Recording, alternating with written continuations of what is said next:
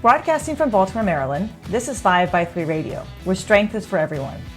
I'm your host, Emily Sokolinski, owner of 5 by 3 Training, a strength and conditioning gym in Baltimore, along with my co-host, Rebecca Fishburne, founder of Cornerstone Strength Maryland.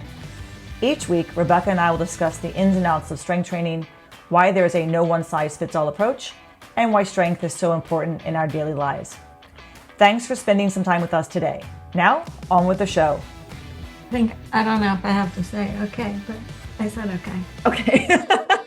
Hi, everybody. Welcome back to 5 by 3 Training. 5 by 3 Radio. I keep wanting to say that 5 by 3 Training because that is, of course, the name of my gym. But no, that's 5 by 3 Radio. And I said it one time and I didn't correct myself. That's funny. I don't notice what you say. I say 5 by 3 Radio, but every now and then the training slips out and I don't even notice it, but I just noticed it now. And I think because I'm wearing my sweatshirt that says 5 by 3 Training and I can see it in the via Zoom. So that's why it was on my mind. We're back. Rebecca and I are here once again to discuss a topic that I'm almost sure we were talking about this. We've touched on before because it's coming up on 6 years that we've been doing this podcast together. Yeah, I was saying to my daughter today, it's been a long time. 6 years. There was COVID. Yeah. We were in the midst of not knowing what was going on in the world 6 years ago, around this time in March. Actually, yeah, the gym was closed. I was trying to figure out how do I, keep my clients motivated to train. And that could be, that's tricky. Like when you're in the middle of a pandemic and you don't know what's going to happen and you don't have any equipment because now the gym's closed and you can't get to the gym.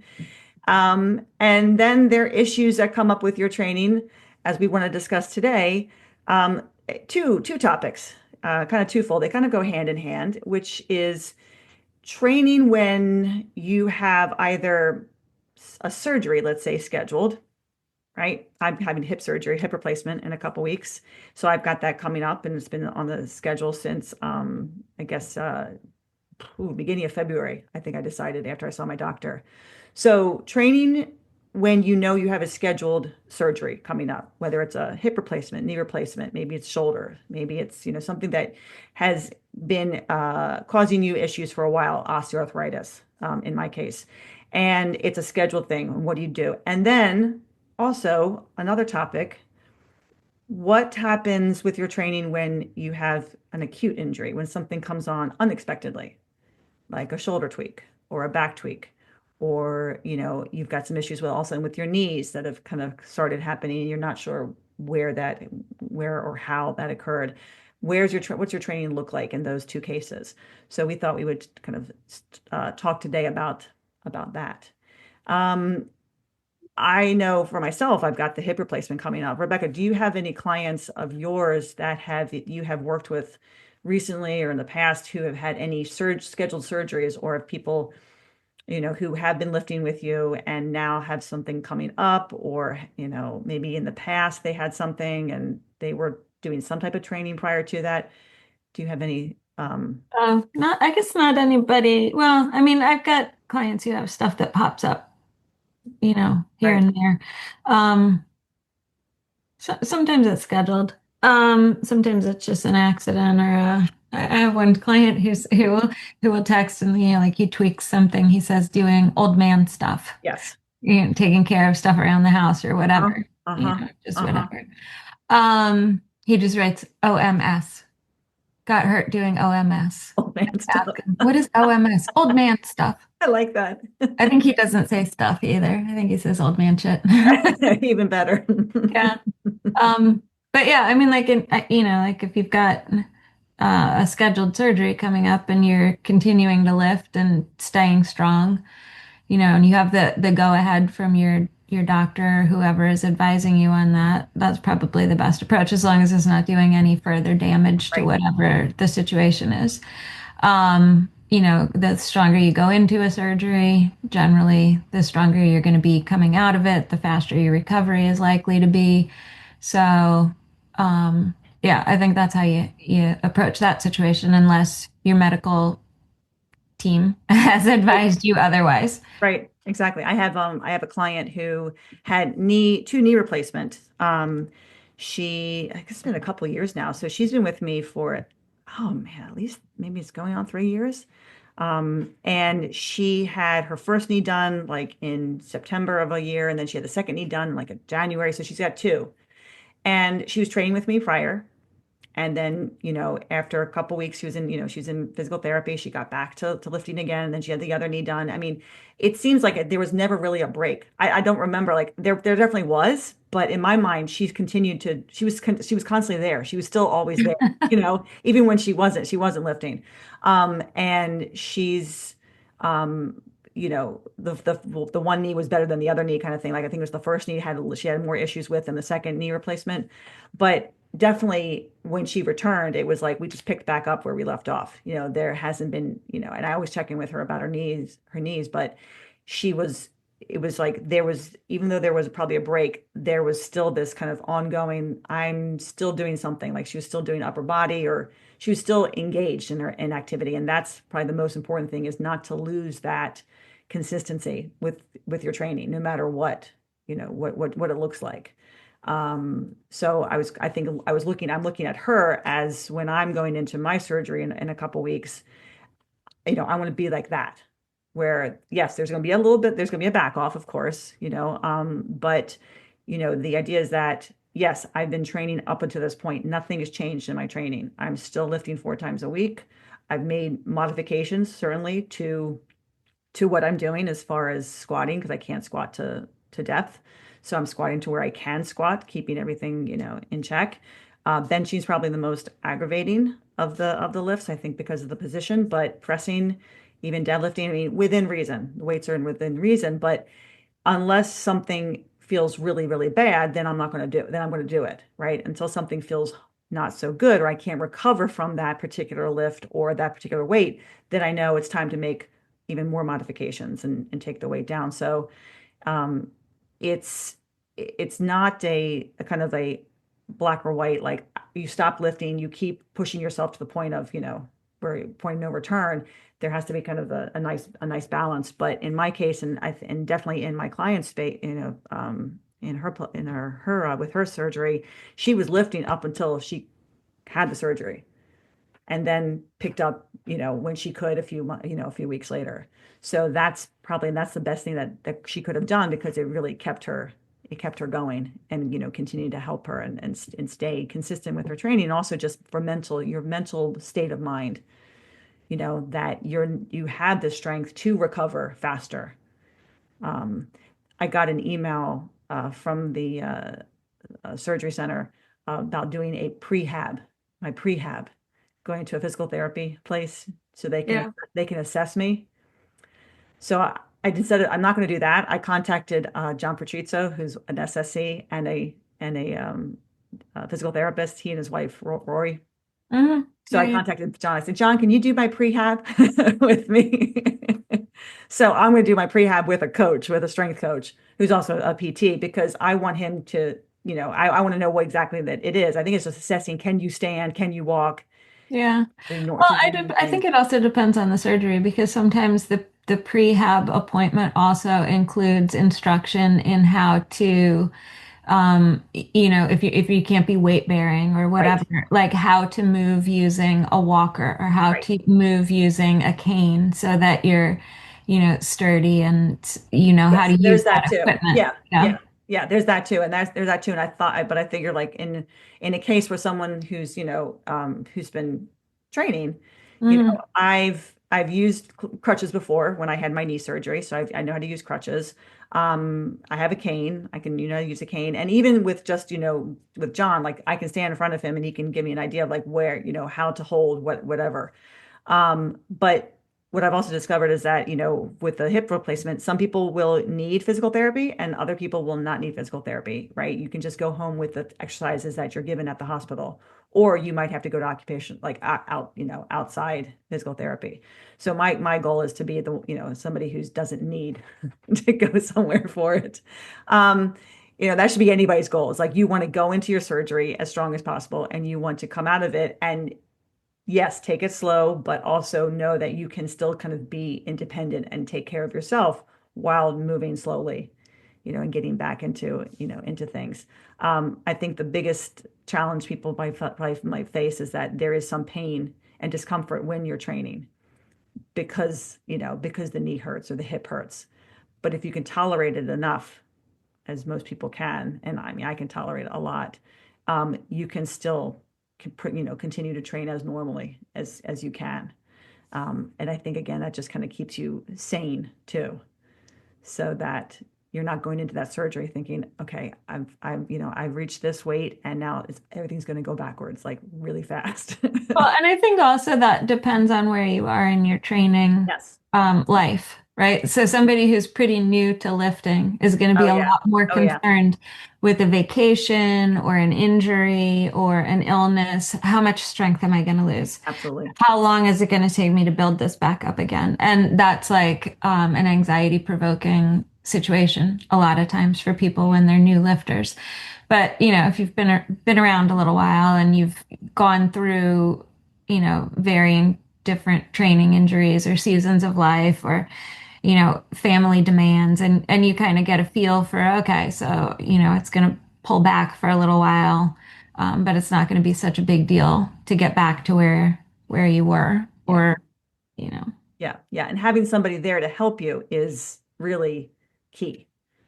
It's hard to do that on your own. It's hard to figure out what do you do, right? So for people who have a coach and they have a trusting coach and the coach knows them, that person can help you, right? Figure out what to do. And it's helpful also to have somebody else who's like a little bit more objective maybe about the situation because a Right. lot of times when you're talking about being the person who's recovering or being the person who's going through, the injury, the surgery, the whatever, there's like some feels associated with that.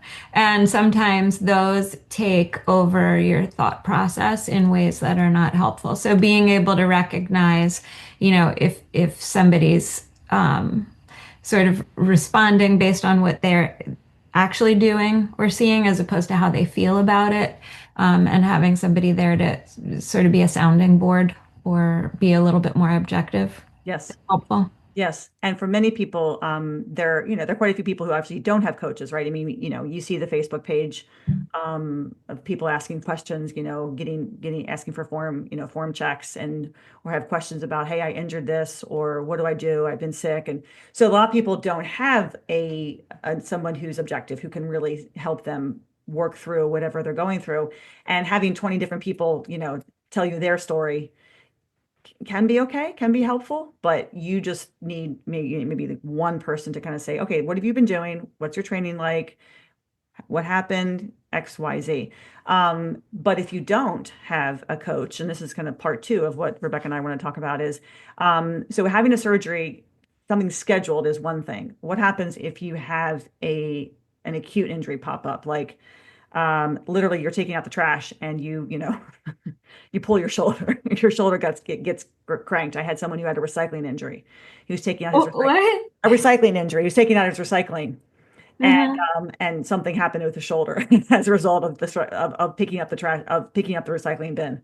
So, something like that occurs, or you get into a car and you tweak your knee, or, you wake up one day and you sneeze and you throw your back out. So, what do you do then when that occurs? There's so many people that ask questions about that, and everybody throws 5,000 things at them. What are some strategies that you give your clients about how to react, what their training should look like, or what they should do when something like that occurs, when someone emails you or calls you up or texts you or comes into your training session and says, this is what happened to me. I can do this and this and this, but I can't do this. I think I need to just rest, right? Maybe I should just lie down. Maybe I should just go home. Maybe I should just what's the first thing that you might say to somebody? Yeah. So I mean, like you're mentioning Rory Alter and John, and I follow Rory Alter's approach to that. She's got progressive rehab and strength, Right. and she's done a lot of work on that producing like an algorithm for how to train with pain. I mean, there's other coaches who have done that and published stuff like that too. But the first thing is to kind of think about like on the VAS scale, visual analog scale, which is the same smiley face scale that you see when you go into the doctor's office or the physical therapist's office. Mm-hmm. Where are you on a scale of 1 to 10? Like if it's an acute injury, something like just popped or whatever, you probably do need some time off. So that initial reaction of, oh, maybe I just need to rest, a lot of times that can be warranted if it's like, an injury. But then when is it safe to come back to training? If that pain scale, if you're like at a 5 or something regular in your regular life, maybe you still need a little more time. If it's a little bit below that, then maybe you can start testing things out. And it's always important to get a baseline when you start to go back to the training, and see, what is my pain on that scale of 1 to 10 when I get started doing whatever the exercise is. Does it increase or decrease with the exercise? I mean, sometimes it's something like maybe a back tweak Mm-hmm. that feels better when you start to move. So that VAS scale can go down as you start to train. That's a good thing. Mm-hmm. If it starts to increase, and if it increases more than 2 points, then you need to do something or stop or be done for the day. And the do something might be like you were talking about before, like decreasing the weight on the bar or going back to the weight that you had on the bar as you were warming up, the weight that didn't irritate it more. Great. But sometimes the do something might be modifying your form, right? So, uh, repositioning where your feet are on bench so they're not so narrow or so far pulled back to your shoulders, or squatting to a high box, or doing a deadlift from like a rack pull instead of a deadlift off the floor. So, like changing the range of motion, changing, you might change the equipment, right? So maybe overhead press pisses your shoulder off because of whatever's happened, but you can do a Viking press, or you can do press with a dumbbell where you can have a different grip. So finding what works and then building from there. And then it's the same principle of progressive overload once you've found the appropriate on ramp. Moving from there. Yeah. Yeah. Yeah. It's not home. Yes. Can you hear him? No, I thought I heard something. Was that keys? Oh, there's lots of people making noise now. Okay. Oh, Rebecca oh, did tell me before we started that she goes that Todd was coming home at 4:22 was the yeah, ET. but Delia's reminded me that the noise that you heard, if it sounded like keys, that's the dog's That's the calling. dog. That's the That's dog. Widget. That's the Yeah. dog. Yeah. Because you were talking, then you just literally paused, and I was like, somebody came home, or there's some kind of noise going on. Yeah, no. Well, then what happened was I fed Widget so that she wouldn't make a lot of noise, There we go. but I forgot to tell anybody else that I had fed her, so she's gotten 2 dinners now. Okay. She's gonna be a happy girl. So yes, making modifications, and that can be really challenging if you are trying to do this on your own, right? If you have a coach, obviously, the coach can help guide you. I take that scale of 1 to 10 and I bring it down to a 1 to 5. I always think that 1 to 10 is just too much. There's too many possibilities in there for me. So I say to people, you got 1 to 5. 5 meaning I've got to take you to the hospital right now Mm-hmm. in an ambulance. Yes, that's my Baltimore accent coming out right there. Say that again. Ambulance. Mm-hmm. Hmm. And or 3, there's, 3 is like, you know what, I have some discomfort with this exercise, but I can do it, but I think a lighter weight is necessary. Great. Right? That's what we're looking for. We're looking for like that 3. We're looking for that 2 to 3. If someone can stay in that 2 to 3 realm for me, we're in good shape. The minute it goes above a 3 and gets to maybe a 4, that exercise needs to be pulled out probably, right? Especially if it can't get lower than a 3. Um, to me, I've come up with that just because it's like I say 1 to 10, the person might go, I'm a 6, and I'm like, really? Because a 6, Yeah, but you get that whatever you scale you know, get, like at the physical therapy clinic, you get people come in and they look completely fine. Like their face is placid. They don't have any expression that indicates discomfort and you're like, Yes. where are you? Like I'll hear them tell the therapist like, "Oh, I'm at a 10 Yeah, today." And they're exactly. like, See, "What? A well, 10 it's means the I need to same. call the ambulance." That Exactly. ambulance. That's why I took 10 means yeah, that's why it's like those are people who don't know RPE. Those are people who don't know, like, oh, that squat, yeah, that squat was definitely a 9. I'm no, like, it's also just you could have done that for 10 reps. And 9 means you barely got well, 9 means you got the rep, but it was tough. 10 would be like you barely got that rep and yeah. that's about it. It's But it's so people who no, don't it's people who don't understand nuance. It's like black or white, on or off, all or nothing, yeah. right? I'm either like feeling great or Or I'm in a 10, agony pain. 10 Yeah. out of 10 So that's pain. why I do the 1 to 5. I go, my You get that go-to. anyway. Yeah. You're gonna get people who are five.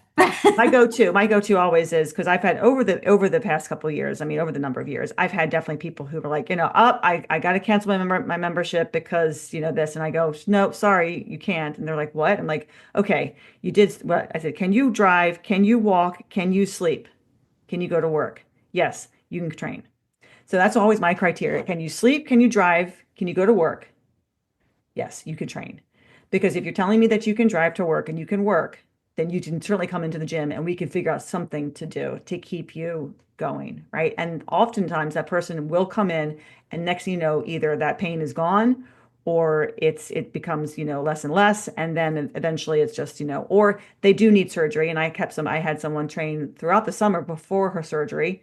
She was out for exactly about a week and a half and then she was back in with her mom, helping her carry her plates around. But she was going to quit. She was going to quit the gym, in June. I said no. She kept training.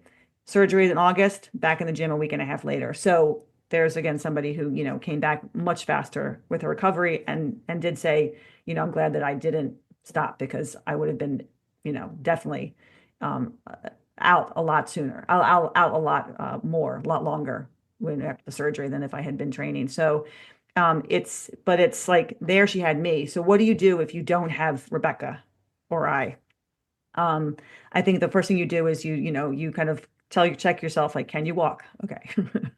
Can you walk at least well enough, can you sleep? If you're sleeping at night and it's not keeping you up, that's a good sign. If it starts to kind of keep you up, then maybe you just need to take some, anti-inflammation, Tylenol or ibuprofen is like always my go-to. And can you go to work? If you can go to work, typically, if you're going to work and you can work, you probably can do some training, right? But what does that training look like? That's the tough part. Is like, what do I do? Do I take the weight down? And Rebecca, I mean, you made obviously the suggestions of like modifying the weights, like taking the weight down, figuring out a weight you can do. I like to call them Mhm. Yeah, yeah, medicinal yeah. lifting, right? If you find a weight that you can do within reason where that doesn't bother that affected area, like benching. You can bench 85, but you go to 90 and all of a sudden you get that sharp shooting pain through your shoulder. But then you go back down to 85 and there's nothing. Great. You can bench an 85.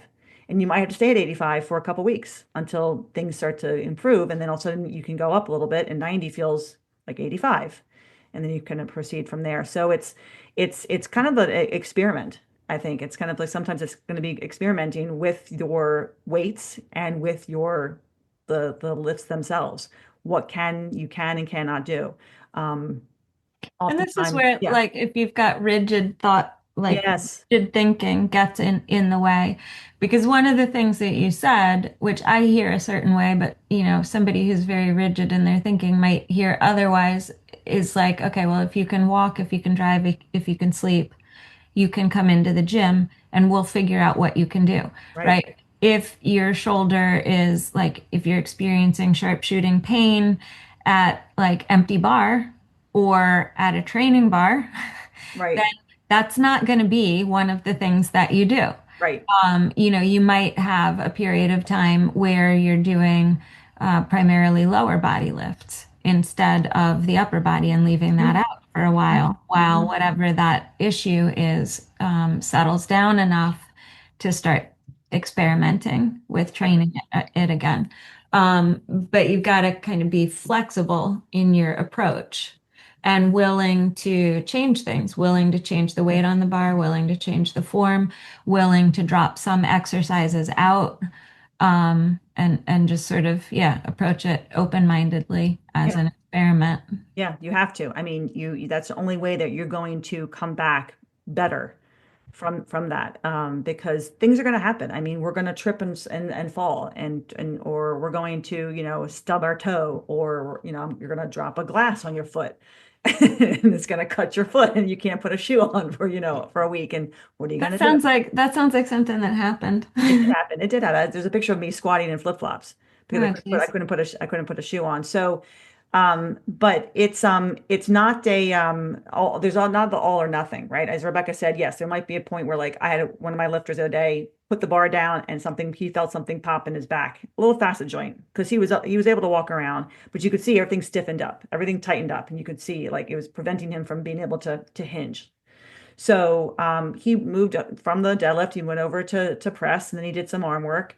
And he was definitely stiff the next day, but he'll probably be in tomorrow. So that was Tuesday. Um, it things happen, but what you do is you stop, you check and see, can you still, am I still able to kind of move around? Great. Okay. Something just moved out of place. And that happens so much. And that's been happening to me definitely with my hip. Things have been moving around so much that my back is great one week and the next week I go to get dressed and all of a sudden I can't stand up. And then it passes because something has shifted again. And the hip is like, okay, well, maybe you're not that bad after all. So So, so we'll let you live. you're saying you're shifty. I'm shifting, Yeah. definitely shifting.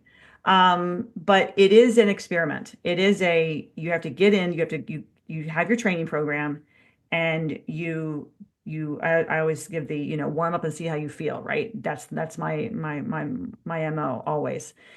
I had a client, and I think I might have mentioned this, but I had a client back in January who tweaked her back, and she was going to quit for a month so she could do yoga and stretches, and I said no, because that's not how we that's not how you train. But I also it was a learning experience, right? It was a good learning experience, and I had this happen to somebody who was in the gym with me who started warming up with the empty bar, and his back went out on him.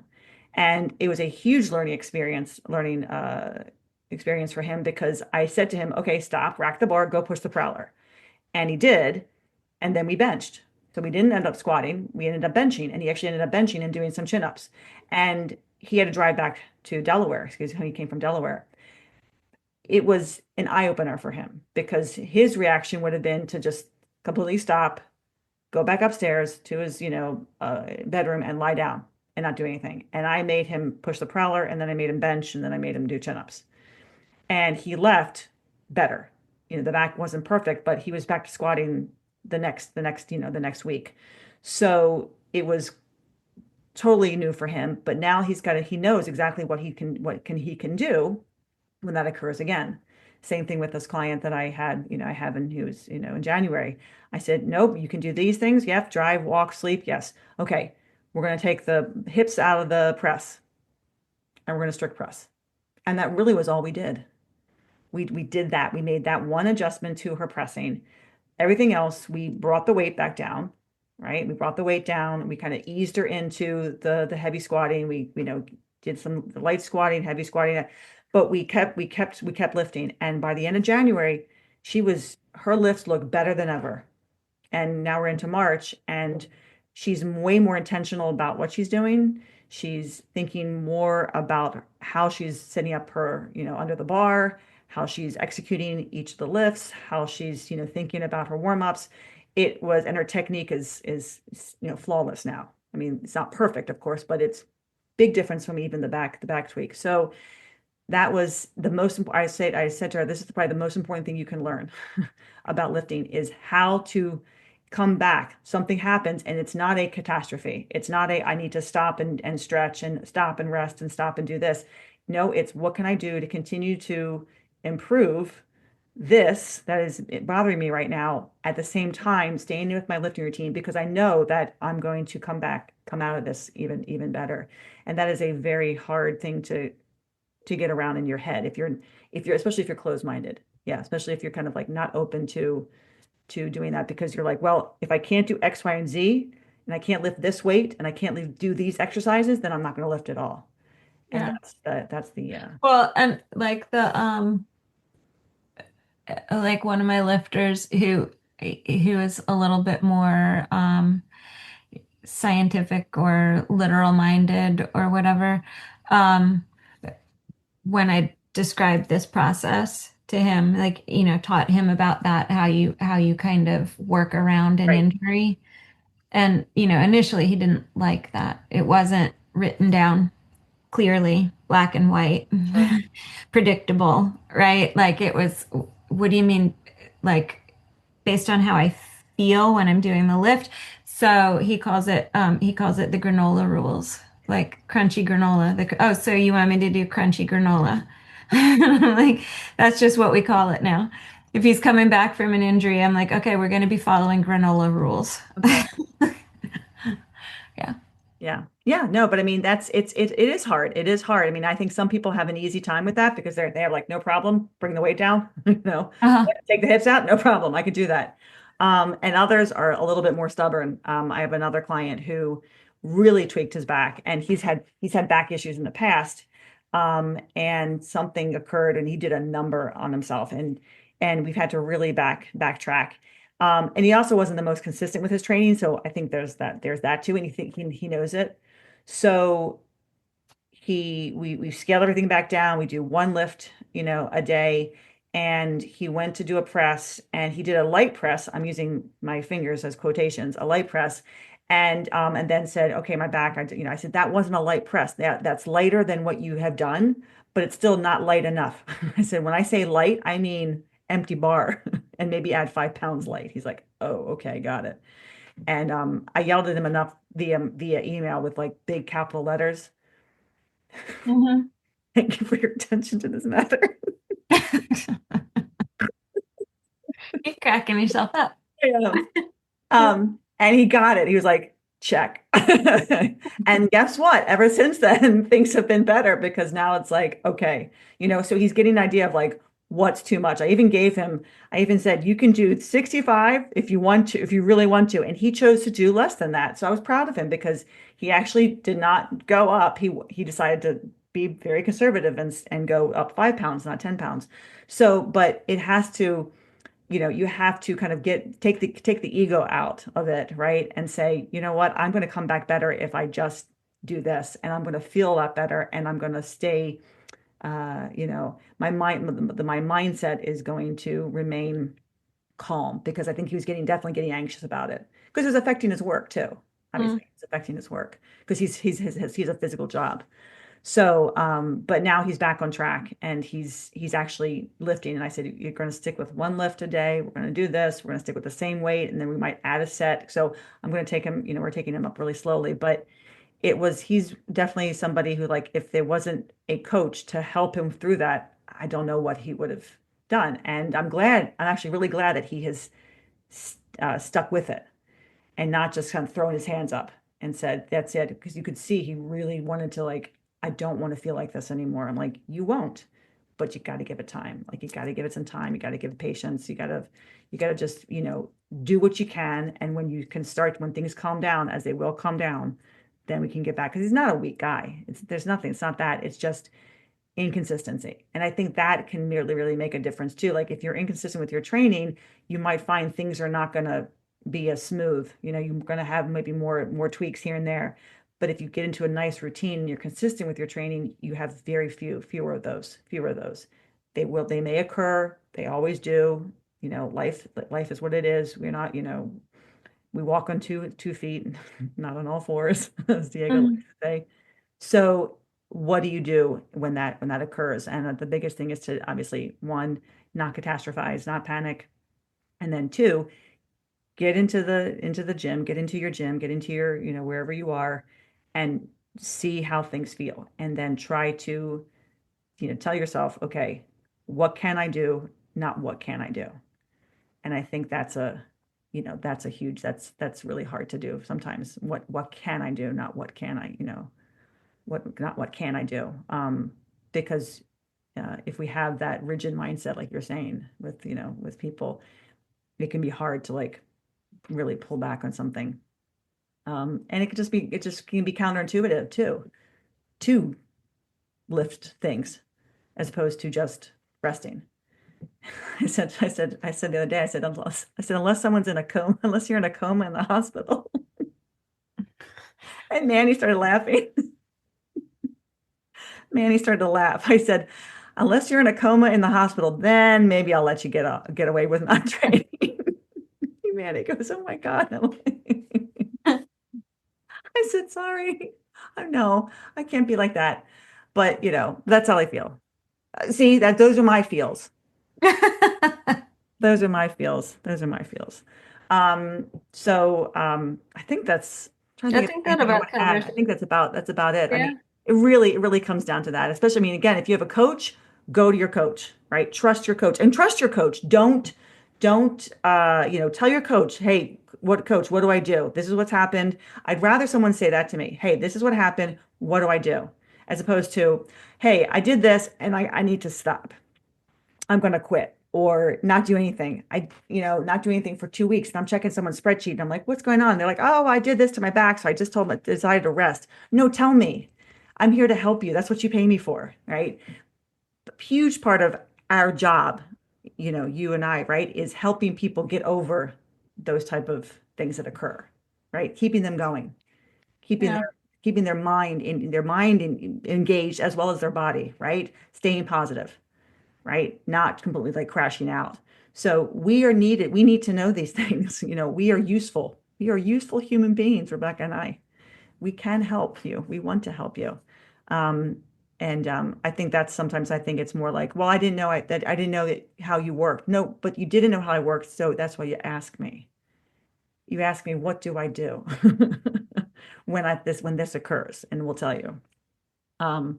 So it's always good to have obviously have a coach, but if you don't, these are some things that you to keep in mind. Keep in mind with your training, and because we're all going to have issues here and there at There's times. always bumps in the road. Always, always bumps in the road. Constantly, constantly. I mean, my God, I had 1 week I'm squatting just fine. The next week I can barely walk because my back has decided to stop working because it doesn't like what's going on with my hip. So I listen to it and then I yell at it, and then it stops hurting. Um, I think that kind of wraps up what we want to talk about the subject. And I know we talked about this before. I've tried to find the other recording, but it's always a good subject to discuss because these are going to constantly occur, and having the right thought process and mindset, going into it if something does happen is huge because it will keep you motivated and keep you moving and keep you plugging along. So definitely keep that in mind if at any time something comes up where you're like, uh-oh, this bothers me, that bothers me. What do I do? You warm up and you see how you feel because it's all about the feels. And I like the just be crunchy granola. Yeah. Follow the granola rules. The granola rules. Reminder about our Charm City Strongwoman contest. We're still accepting registration for that. And those who may not be even thinking about doing registering for the contest, just know that a fundraising campaign will begin the end of April. So we will have a link to that in our show notes. The contest is on June 7th. At the gym. It's our last contest, 15 years, so it's going to be a good one. It'll be a special one for sure. You can always reach me or Rebecca for anything about the show today or any past episodes. You can email me at emily@5by3.com, and you can also email Rebecca at cornerstonestrengthmaryland@gmail.com. We will gladly hear any suggestions for any other topics or ideas, and as well as just comments about anything we talk about. Thanks, everybody. We will be back soon. Thanks, Rebecca. Oh, and likewise. Thanks, Emily. Bye, everybody. Take care. Bye-bye. Right. Thanks for listening to 5by3 Radio with Emily and Rebecca.